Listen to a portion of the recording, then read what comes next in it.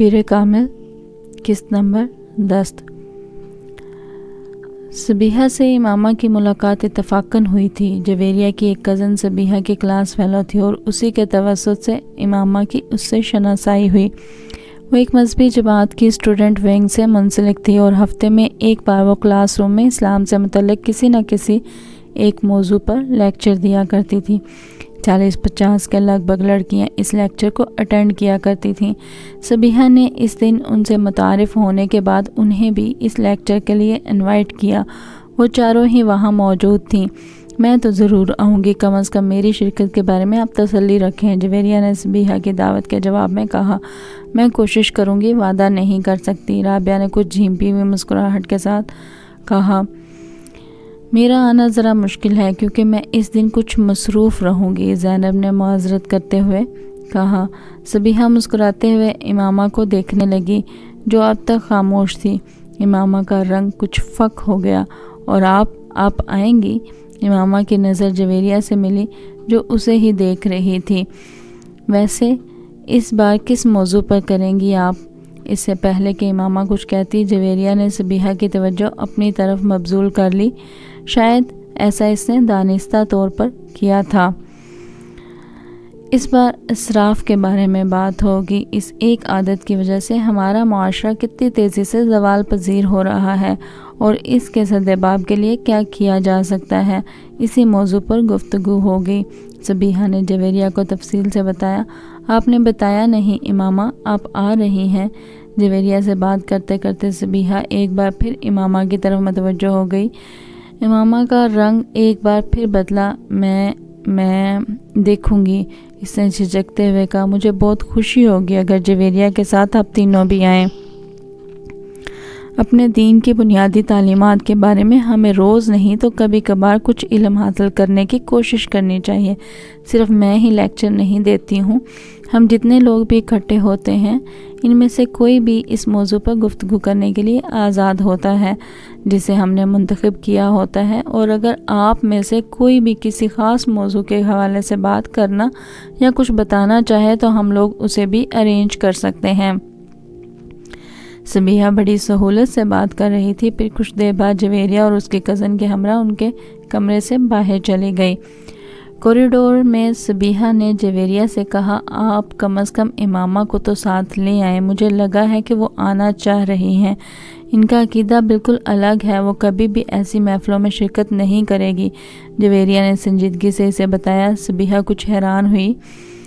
آپ کو چاہیے کہ آپ انہیں اسلام کا مطالعہ کرنے کی دعوت دیں، ہو سکتا ہے اس طرح وہ صحیح اور غلط کا فرق کر سکیں، سبیحہ نے چلتے ہوئے کہا۔ میں ایک بار ایسی کوشش کر چکی ہوں، وہ بہت ناراض ہو گئی تھی اور میں نہیں چاہتی کہ ہم دونوں کی اتنی لمبی دوستی اس طرح ختم ہو، جویریہ نے کہا۔ اچھے دوست وہی ہوتے ہیں جو ایک دوسرے کو گمراہی سے بچائیں، اور آپ پر بھی فرض ہے کہ آپ ایسا ہی کریں، سبیحہ نے کہا۔ وہ ٹھیک ہے، مگر کوئی بات سننے پر بھی تو تیار ہو تو تب بھی صحیح بات کہتے رہنا فرض ہے، ہو سکتا ہے کبھی دوسرا آپ کی بات پر غور کرنے پر مجبور ہو جائے۔ سبیحہ اپنی جگہ درست تھی، اس لیے وہ صرف مسکرا کر رہ گئی۔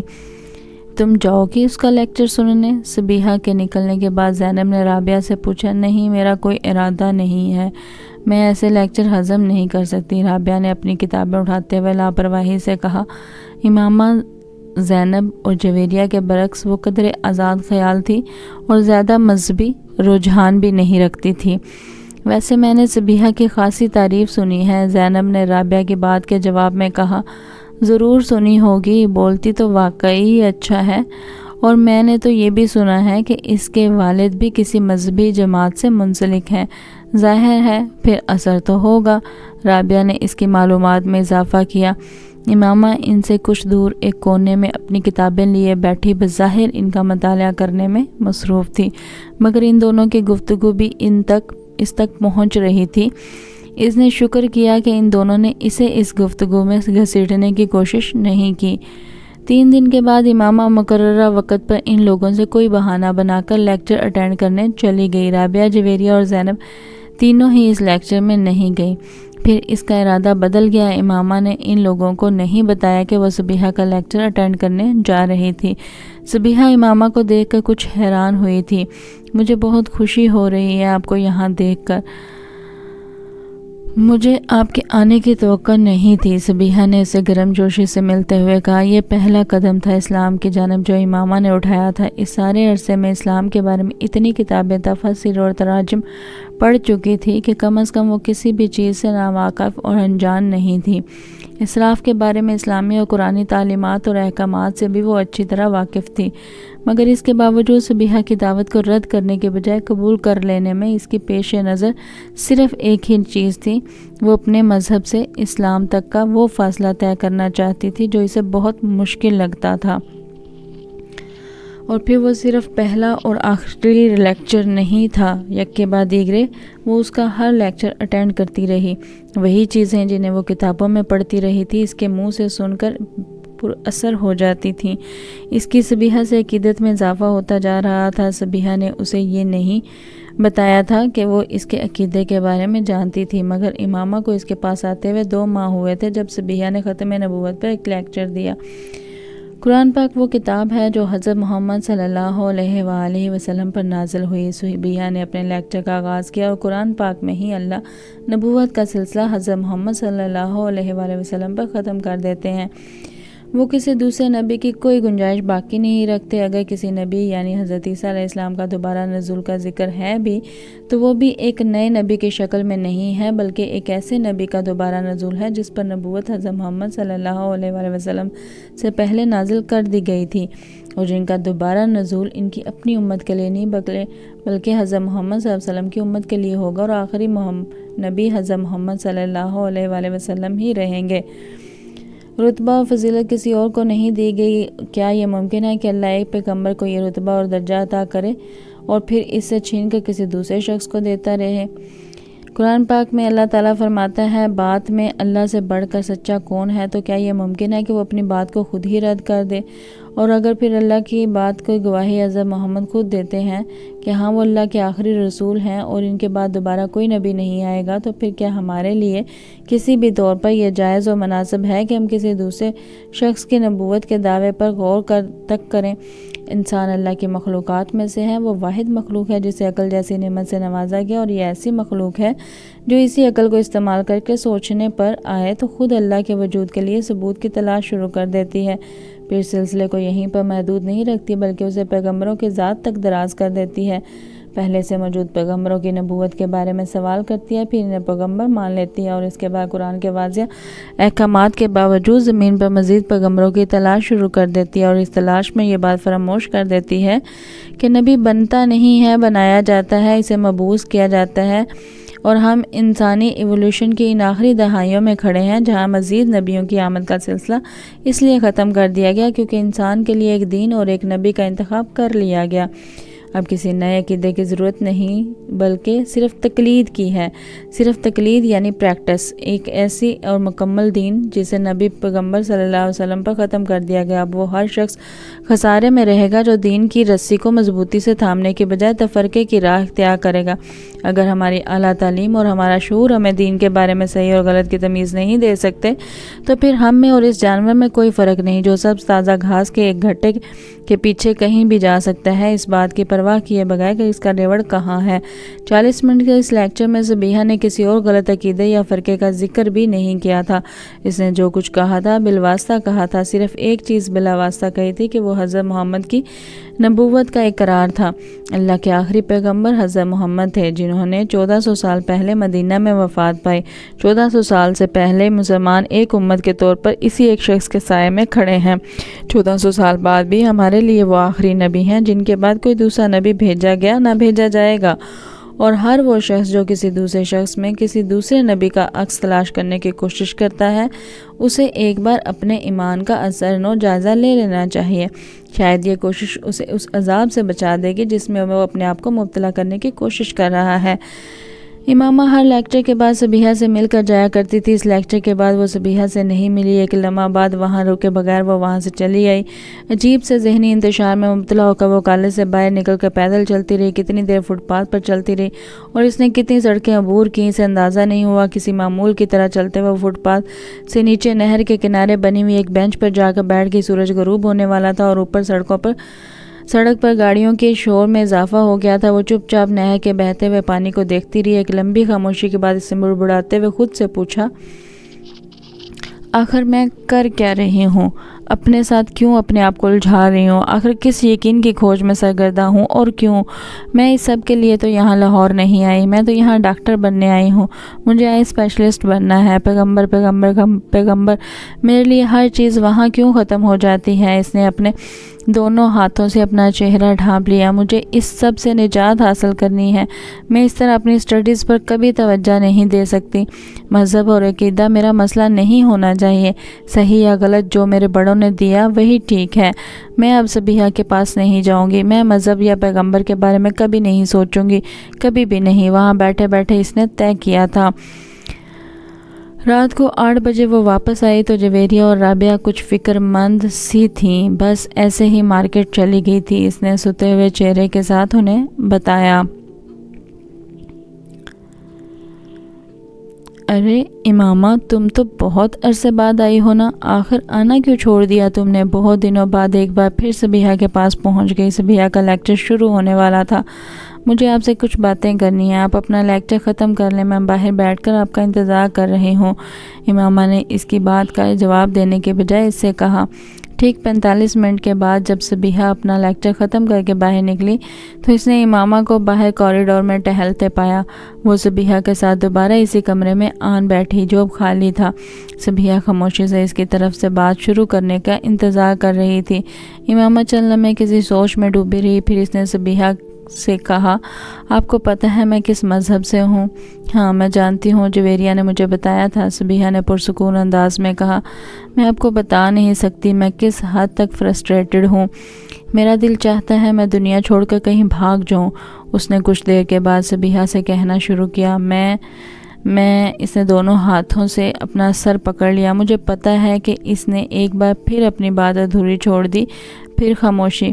مگر میں اپنا مذہب نہیں چھوڑ سکتی، میں تباہ ہو جاؤں گی، میرے ماں باپ مجھے مار ڈالیں گے، میرا کیریئر، میرے خواب، سب کچھ ختم ہو جائے گا۔ میں نے تو سرے سے عبادت تک کرنا چھوڑ دی ہے، مگر پھر بھی پتہ نہیں کیوں مجھے سکون نہیں مل رہا۔ آپ میری صورت حال کو سمجھیں، مجھے لگ رہا ہے یہ سب کچھ غلط ہے اور صحیح کیا ہے مجھے نہیں معلوم۔ امامہ تم اسلام قبول کر لو۔ صبیحہ نے اس کی بات کے جواب میں صرف ایک جملہ کہا، یہ میں نہیں کر سکتی، میں آپ کو بتا رہی ہوں میں کتنے مسائل کا شکار ہو جاؤں گی۔ تو پھر میرے پاس کس لیے آئی ہو؟ صبیحہ اسی پرسکون انداز میں کہا۔ وہ اس کا منہ دیکھنے لگی، پھر اس نے بے بسی سے کہا، پتہ نہیں میں آپ کے پاس کس لیے آئی ہوں، تم صرف یہی ایک جملہ سننے آئی ہو جو میں نے تم سے کہا ہے۔ میں تمہیں کوئی دلیل نہیں دوں گی کیونکہ تمہیں کسی سوال کے جواب کی تلاش نہیں ہے۔ ہر سوال کا جواب تمہارے اندر موجود ہے، تم سب جانتی ہو، بس تمہیں اقرار کرنا ہے۔ ایسا ہی ہے نا؟ امامہ کی آنکھوں میں آنسو تیرنے لگے۔ مجھے لگ رہا ہے میرے پاؤں زمین سے اکھڑ چکے ہیں، میں جیسے خلا میں سفر کر رہی ہوں، اس نے بہرائی ہوئی آواز میں کہا۔ صبیحہ نے اس کی بات کا جواب نہیں دیا، وہ بسم اللہ پڑھ رہی تھی۔ امامہ گیلی آنکھوں کے ساتھ اس کا چہرہ دیکھنے لگی۔